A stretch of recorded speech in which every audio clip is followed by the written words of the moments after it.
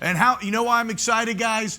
Because we have my favorite, the source, Mr. Stu Feiner, back here in studio, ready to roll. Stu, how we feeling, babe?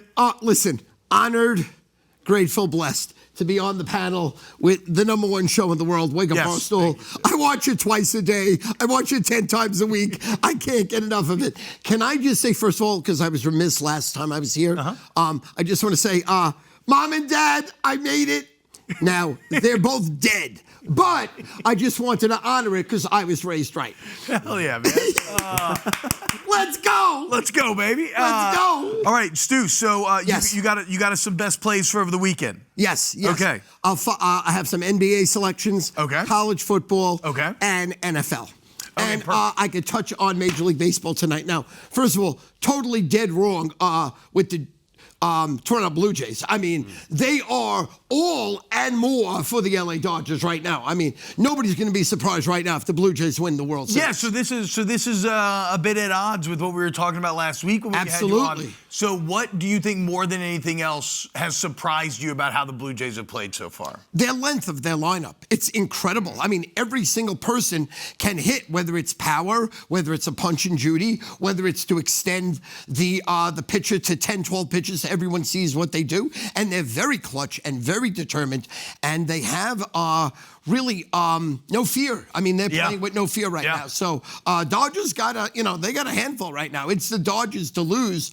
but if the Blue Jays can upset them, like we spoke about last week, be the fourth biggest upset in Major League Baseball history. Wow. And and again tonight, I mean, I'm looking at my notes here. I mean, I'm leaning toward the Blue Jays. I mean, it's a big number. And I don't see how you can't take the number with the Blue Jays.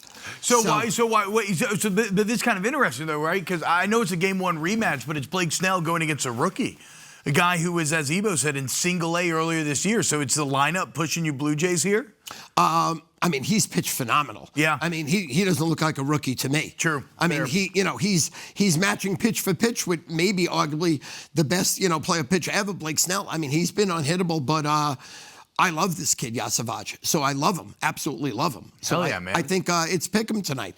Great World Series, just great, stunning, shocking. I mean, ratings must be through the roof. Yeah, they're huge. They're huge in America, they're huge in Japan, and they're huge in Canada. Baseball's winning right now. Yes, okay. All right, let's go through some college football. I went to the marquee games. Out of everything, I think my best bet's going to be Tennessee over Oklahoma.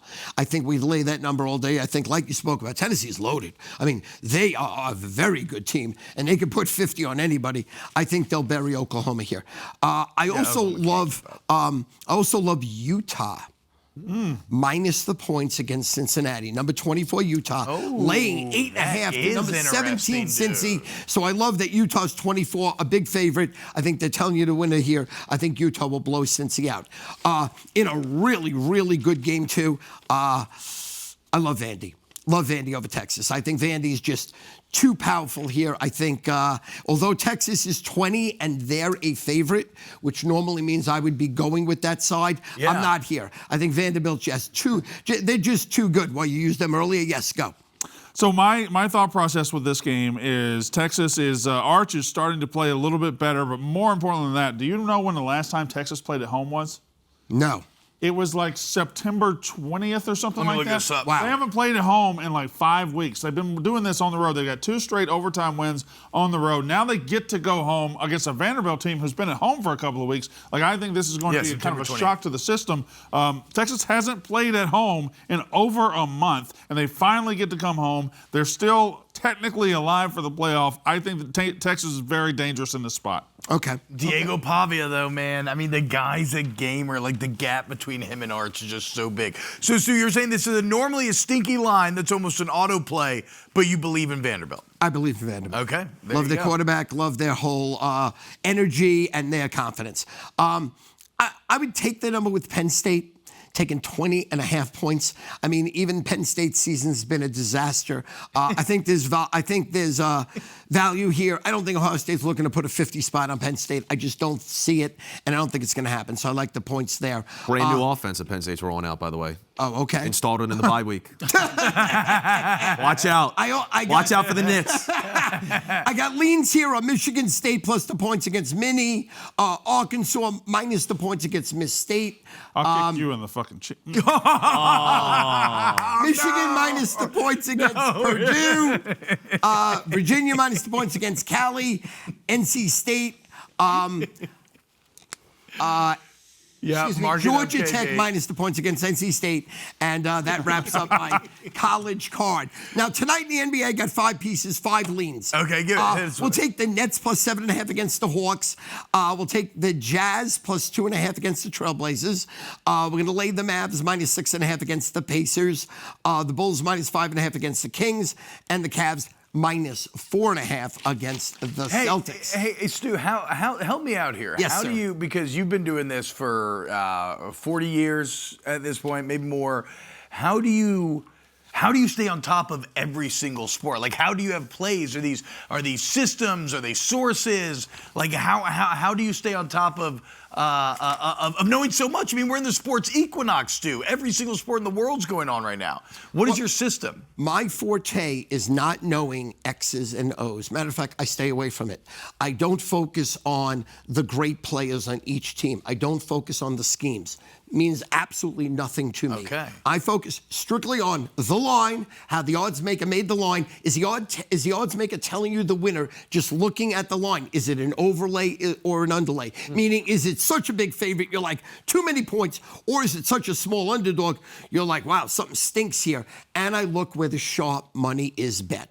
So those are my only indicators. So everything else is noise. Everything else is noise. Injuries, noise, means absolutely nothing. Key injury affects the outcome of a game? Absolutely not. The odds makers already have buffered that line to make it perfect. So that's what I do. Against the grain, against the public, normally picking underdogs, but also looking where the sharp money is. Okay, and so that's interesting. So like you said, a lot of the info's already filtered through by the time you get there, and then you're just looking for the maybe where there's a little softness, a little opening where you can sneak in and play it. Correct. The odds maker always does his job. That line is an excellent line.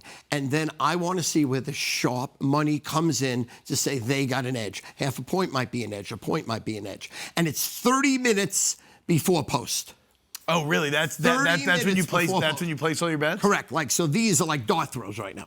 Interesting. But but we give the men and women what they want. You want some beef? I gave it to you. Speaking of beef, Stu, I've been told. Did you have a pretty good dinner last night? Oh my God! What was on the it was me, Mincy, and Sandy. We ate at Steak 48. Of course, Mincy, free meal. How do you just? Bill was 1,000. How do you subsidize? Did Mincy go into his pocket? No. Does he even have pockets? No. The check came, and he said, "I got to go to the bathroom." Why do you subsidize this guy's life? He's Guy only eats out on Tuesdays when you come to town. He's like everyone's guest. He's your guest. He is. He's the best. Listen. He identified you as a mark early. He identified you as somebody who's going to go out to a nice meal every Tuesday and somebody who's going to pay for it every Tuesday. And he is wearing you out. And you want to feel even sicker? I'm paying for him tonight, too. It's Tuesday. We're going to an amazing restaurant. Hasn't been decided yet, but Mincy's not paying again. Is it just understood that when you come to town, he's going with you? Here's what I understand. People hate him, but I love him. Rightfully, people hate him because, like, when are you going to start hating? He's a leech. Guy is a leech. No, listen. You don't pick who you love. Yeah, I love him too. Your heart is your heart. I love the guy. I love him too. I mean, he's pathetic. He's costing you more money than your kids. He's sad. As a human being, he's really unreliable, untrustworthy, has no redeeming value. But he's my leech, and I love you, Ben. And you will not be paying tonight. Oh, see, man, look, man, we all have a Stu Feiner in our lives. That's incredible. Wait, so, but what'd you get last night? What was the order? Tease me a little bit. Wet me up a little bit. I had a shrimp cocktail. Mm-hmm. I had eggplant rollatini. Mm-hmm. I had linguine white clam. Oh. I had a ribeye. Oh. I had mashed potatoes. Oh. I had 2 cappuccinos with extra shots of espresso in them. Yep. I had a yellow sponge cake. That checks out. And I had a lemon sorbet. KB, and then I asked for a fleet enema, and I went to the bathroom. Yeah, KB, what's Shout out Fleet Enema. KB, what's your reaction to hearing Stu's entire meal? Do you think you could take that all down? This was yesterday. This was last night between 8:15 to 10:15. Last night, 2 hours. Okay. I peed twice and I pooped twice. And you burn these calories too, correct? When I'm exercising. Right now, I'm a piggy. I'm 198.5. I haven't exercised in 6 weeks. But I was doing 70 a week. Yes. Would you say you and are? I stated for the record, by the way. Can I explain? Anybody that ever knows that we know each other, they go out of the way to say to me, "You can't believe how great of a wrestler he was." Literally, they just spit it. They drop it. And I say, "But you don't realize, when I was in 7th grade and you were in 7th grade, I would have pinned you." Listen, I was in the quarterfinals in 7th grade at Nassau Community College. I wrestled against 9th graders. I peaked in 7th grade. I peaked. So 7th grade on, let's say, June 1st, it might have been Jim Brown, Jesse Owens, Stu Feiner. Greatest at every sport. Then, June 2nd, I was a has-been. It was horrible. I was great at everything. Honestly, I believe you. Wrestling, 7th grade undefeated wrestling. Listen, I want to say something to you. I went to wrestling camp in 6th grade and 7th grade for 4 weeks each summer. Ruined my summer. Couldn't eat. So don't think you could beat me in 7th grade. Now, June 2nd of 7th grade, if we were equal, maybe. But not June 1st. You'd be on your back.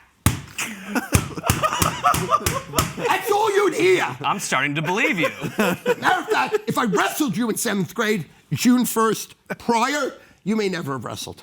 So thank the holy gods that you never wrestled me. The June 1st loophole. I got so scared right there. I don't know how to respond to this. Jim Thorpe, Deion Sanders, Stu Feiner. In June 1st of 7th grade, that'd be 1973. Yeah. I was everywhere. Where were you, KB? 7th grade? 73. 1973. You weren't born yet. You were swimming around in your daddy's testicles. You weren't born yet. Stu was out here dominating the. Where are you from, Stu? Farmingdale, Long Island. He was dominating the Long Island Grew up in wrestling Brooklyn. market. Brooklyn, shout out 1-year-old to 10-year-old Brooklyn, shout out. Then I came to Long Island. I might have been the first Jewish person they ever saw. There you go. Look at that, breaking down barriers. There was no Jewish people. All Jewish people in Brooklyn, no Jewish people on Long Island. You had to be the best 7th grade Jewish wrestler as well then. From June 1st prior. Yes, I was unbelievable. Yep, there you go, guys. I was unbelievable. Stu Feiner, the source. This is Bar Stu. We love him. Check out Barstool Sports Advisors, everything Stu does. He's giving you incredible plays all the time. Ready to roll into another segment right here. See you soon. Thank you, Stu. You're the man, baby. I love you. God bless you. Have a great week. Love you.